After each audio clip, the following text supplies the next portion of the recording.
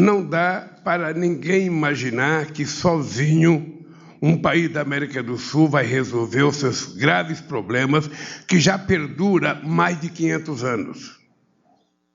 Eu não estou falando de um período pequeno, eu estou falando de uma história em que nenhum país da América do Sul teve chance de se transformar num país de padrão de vida de classe média alta ou de classe média média. Ou seja, nós estamos há 500 anos sempre lidando com a pobreza. Sempre lidando com a pobreza. Ou seja, muitas vezes você ganha, 10 num ano e perde 10 no outro ano. Ou seja, não há uma sequência das pessoas subirem e ficar num pedestal mais evoluído. Isso não vai acontecer nunca. Não aconteceu no século passado, não aconteceu no outro século, não aconteceu nesse século. Vai acontecer o dia que nós, aqui na América do Sul, se a gente tiver coragem de romper, com a mesma política de sempre o rico fica mais rico, o pobre fica mais pobre. Então, essa vinda do Maduro aqui, ela representa um pouco essa retomada. E ver o que aconteceu no mundo depois que eu deixei a presidência. E aqui, presidente, eu me permito observar que os números da atuação da 13ª Vara Federal de Curitiba são muito impressionantes. Foram 179 ações penais, com 553 denunciados. Houve 174 condenações em primeira instância, confirmadas em segunda instância. Celebraram-se 209 acordos de colaboração e 17 acordos de leniência. Foram devolvidos aos cofres públicos 4,3 bilhões de reais que haviam sido desviados.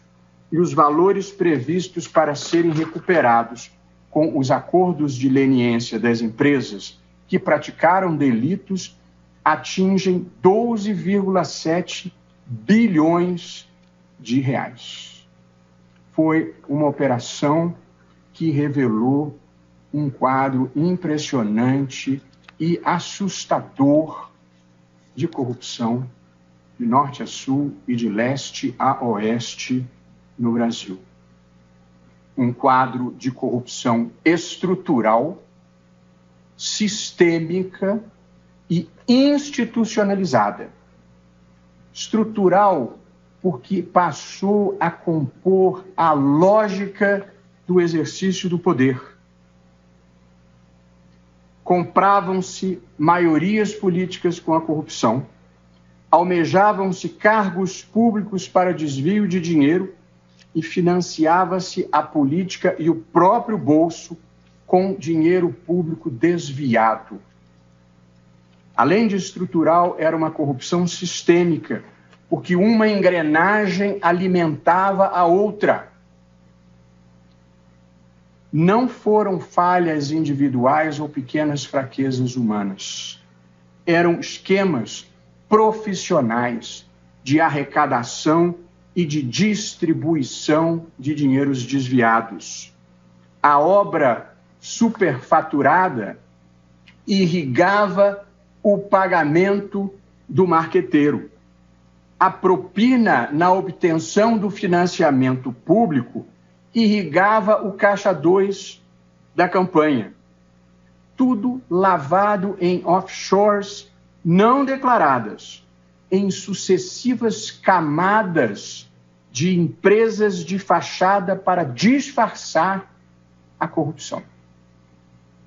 E, em terceiro lugar, uma corrupção institucionalizada, porque vinha de dentro das instituições.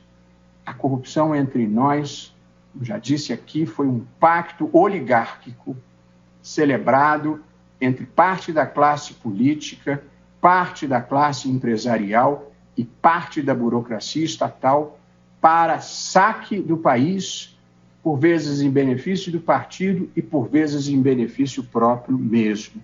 Saque do Estado brasileiro e, em última análise, saque do povo brasileiro.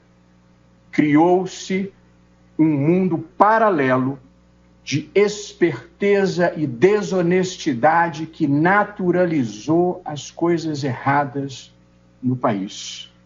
Vale a pena relembrar, em um país que às vezes tem memória curta, que, segundo a Pricewaterhouse, o prejuízo da Petrobras com os esquemas de corrupção que a envolveram chegava a 88,6 bilhões de reais em 2014. No balanço finalmente divulgado pela Petrobras, ela própria reconheceu 6,2 bilhões de reais de perdas causadas pela corrupção. A própria empresa reconheceu.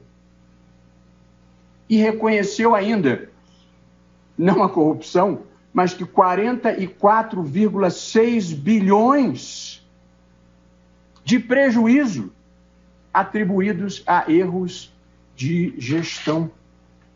Faz lembrar uma passagem célebre, conhecida de John Rockefeller, de que o melhor negócio do mundo é uma empresa de petróleo bem administrada. No tempo em que ele falou era assim.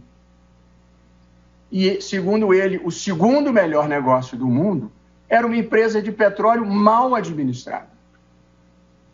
Pois tal foi a voracidade da corrupção no Brasil que eles conseguiram que a Petrobras desse prejuízo, o que é um fato sem precedente na história.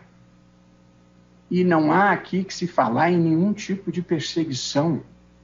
Na Justiça de Nova York foi feito um acordo de bilhões de dólares com os acionistas lesados pela corrupção. E feito um acordo de quase $1 bilhão com o Departamento de Justiça dos Estados Unidos por violação das leis americanas. E ainda esta semana, nos Estados Unidos, um diretor da empresa Odebrecht confessa com detalhes a quantidade de propinas distribuídas ao longo do período numa desmoralização internacional do Brasil, que só não é pior, porque pior do que ter a imagem ruim é ter o conteúdo ruim.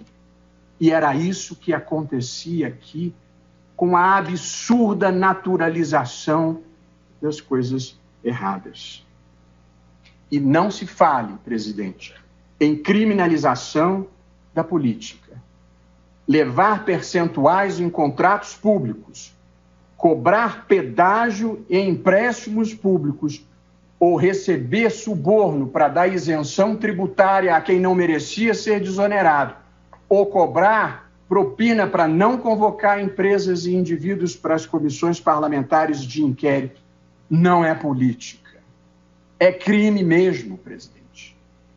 A política, em sentido verdadeiro, a busca pela realização do bem público com idealismo e dedicação, esta sim é uma das atividades mais nobres a que alguém pode se dedicar. Desde a Grécia, isso é reconhecido assim.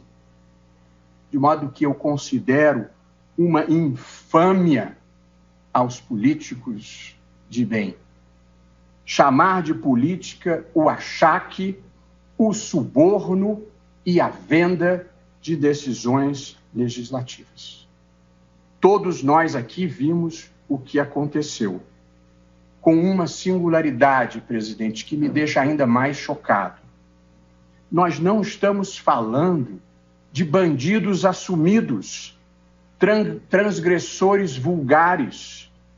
Estamos falando de gente que se considerava de bem e que, no entanto, fraudava, corrompia, achacava e lavava dinheiro, como se fosse natural.